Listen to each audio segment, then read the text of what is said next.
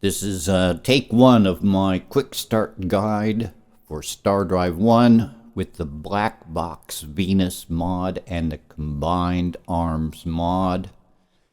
The version that I'm using is the latest release version. Hello, come on, do something. It's this guy right here, Blackbox Release Venus 10752. That's the one you want. You install that first. Windows 10 is going to say it's a virus, but I scanned it. It's perfectly okay. And then you want this thing here, the Combined Arms mod, which you download and you put in the mods folder. And you're good to go. New game. All right. Just take the humans. It's easier. Up here, you'll see what kind of planets they like to be in and what kind of planets they really don't like. So you might want to remember that they like Terran and steppe and swamp, at least. The only other thing is over here, you adjust everything pretty much about the way the game is going to go. You can right click and left click to change this, and actually this just went from 60 to 40. And you can also reduce the number of suns, solar systems, which that just knocked it down to 32. You can reduce the number of opponents. I suggest go ahead, and that makes you and 3 other people, and then that's pretty good, and that reduces it down to 30 solar systems. That's still a lot, but you can handle it. Don't touch anything except difficulty. Right click and put it on easy. And remnant presence, because it's your first game. These guys are the late game super tech aliens from hell, and you can put that on rare, and that way you won't have to deal with it until like much later. You pick your flag up here and your color up here. If you want a brighter color, you slide this little thing up here, and I always like a kind of an orangey kind of a thing. And then your flag. Pick a flag that pleases you. Man, it's all right. I'll take this one. Okay, so I've got 30 solar systems. I said everything. I'm human. I know I like Terran and steppe. And it's down here. It goes engage. And now you have a new game. Okay, the game starts paused and there's no research.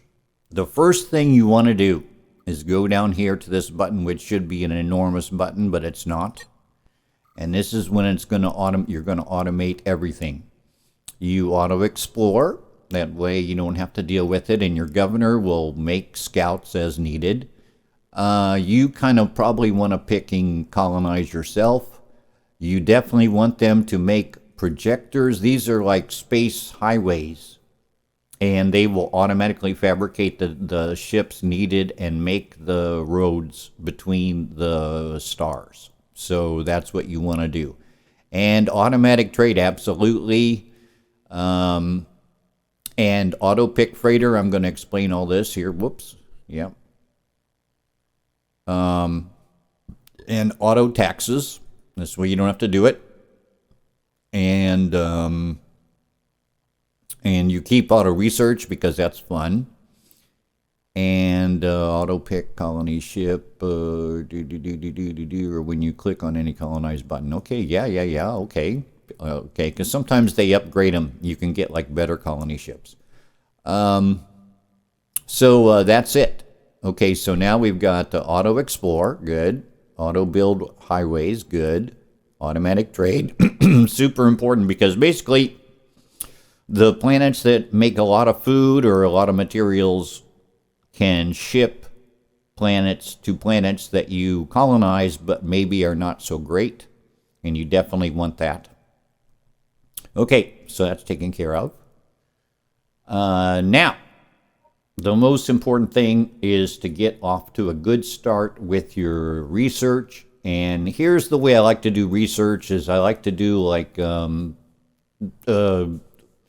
helping the planet first, and then I'll do a chunk of spaceship making, and then I'll do a chunk of helping the planet, and then a chunk of spaceship making, etc. So I would say the most important one right here is the industrial thing, because it will make the warehouse, which is like 10 chips, and Rover Bay, which is like 20 chips, and this is going to get any colony off to a good start. And if you should be colonizing a bunch of planets at the beginning, so you definitely need that. So I would definitely go for that. So I'm going to take that, and then the other ones are the ones that whatever you think, like, okay, farming and scientific foundations, and sure, why not economic foundations. Make sure you get some money. So there's science, money, stuff, and food. So you pretty much got that taken care of. And then after that,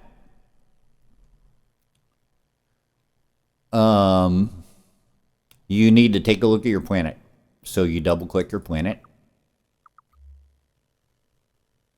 and here is where you tell your governor what to do.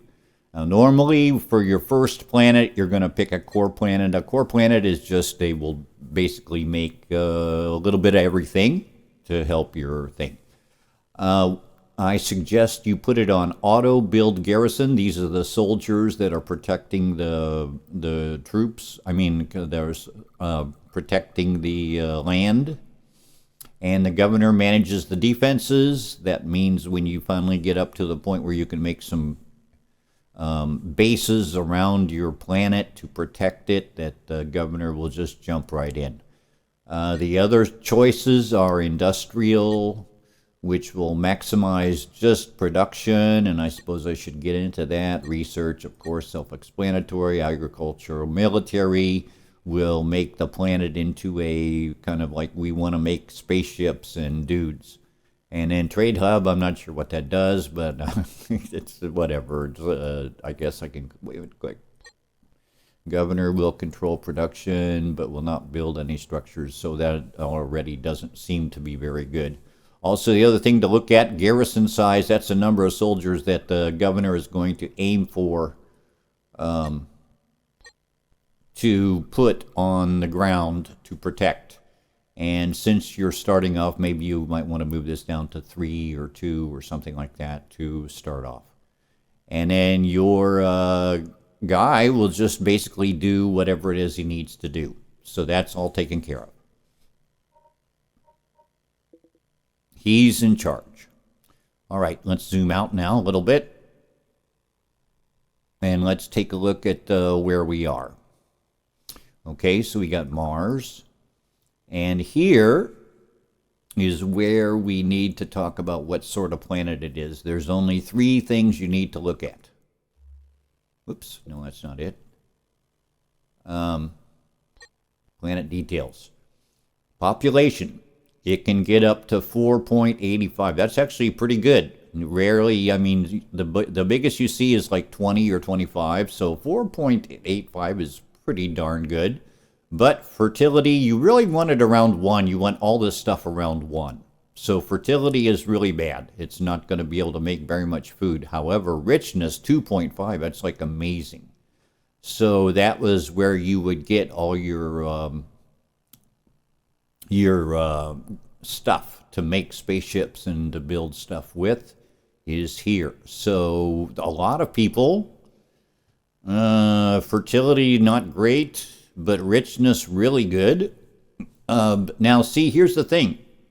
If my home planet is making a lot of food and they're making freighters to haul shit back and forth, well, it's not such a big deal. They will just import the thing, and they will either export, or if it's a military planet or a production planet, it'll just keep it and export it to people that need it. So you might want to think about this guy here, and that's how you analyze.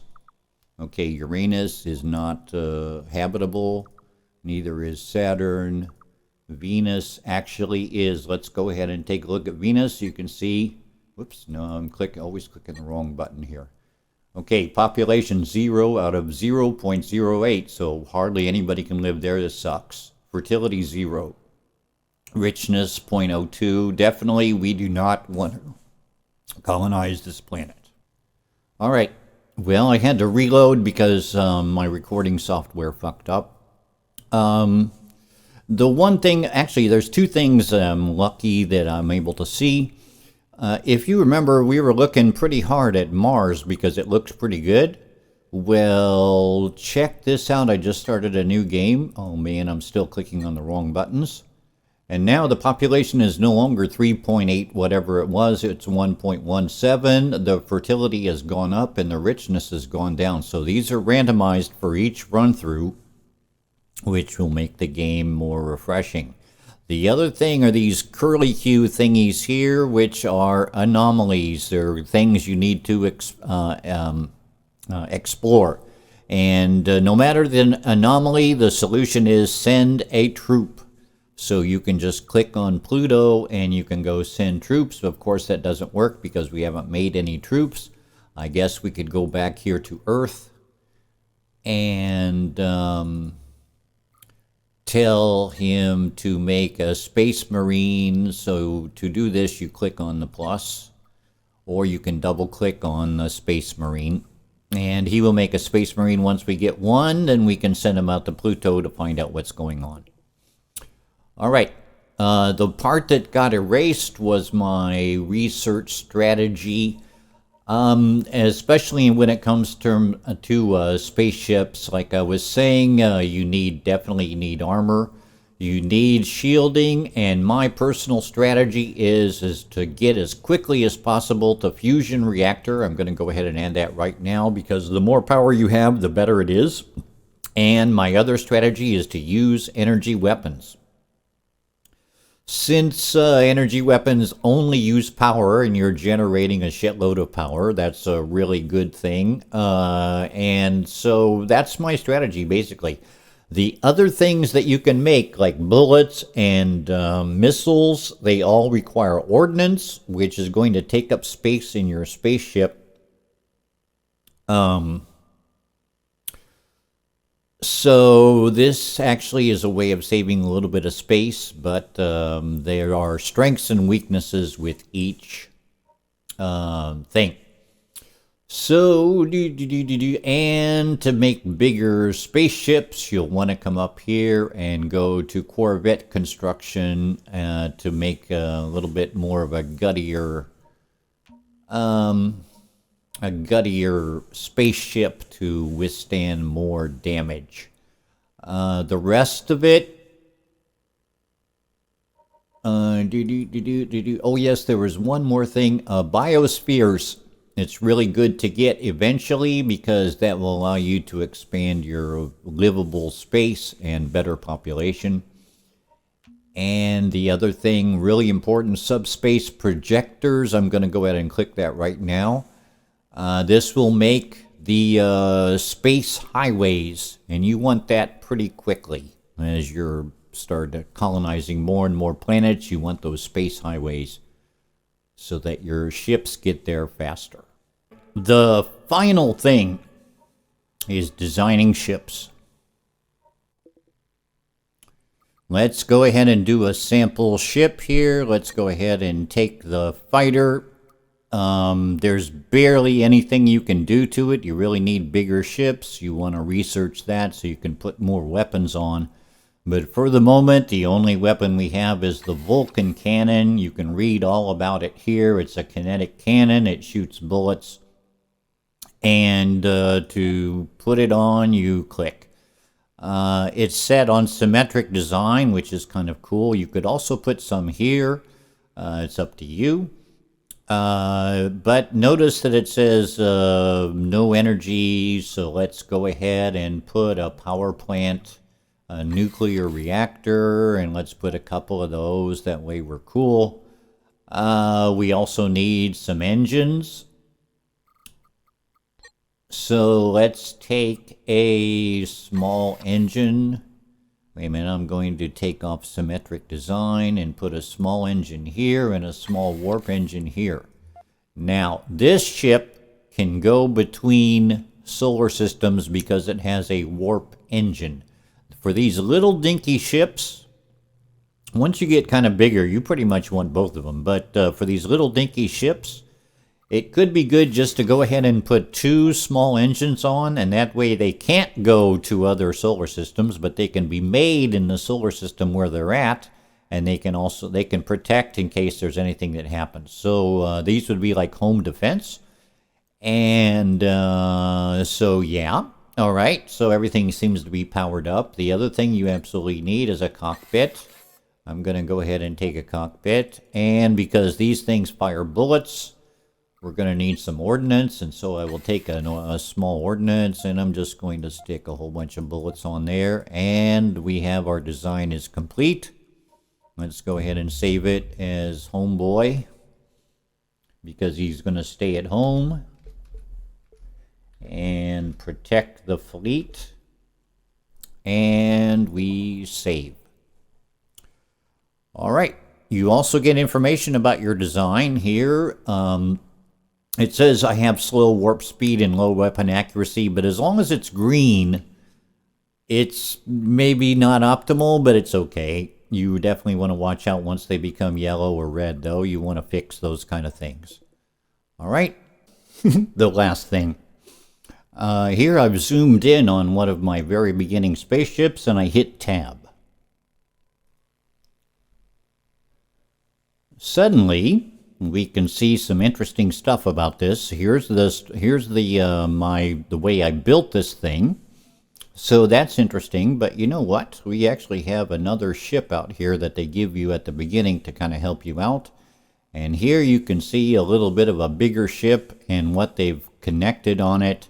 It's got some advanced technology that you don't have yet, so it can protect your home planet pretty well. And this is interesting because once the bullets start flying, you definitely want to slow it down with the minus key to even 0.5 or even 0.25 to watch the bullets fly, because the graphics are really good in this game, I swear. And then when there's nothing happening, you hit plus and you can get it going to 4x until something else happens, and then you slow it down. And then you can always hit spacebar to pause. And there goes my guy. So, tab, don't forget.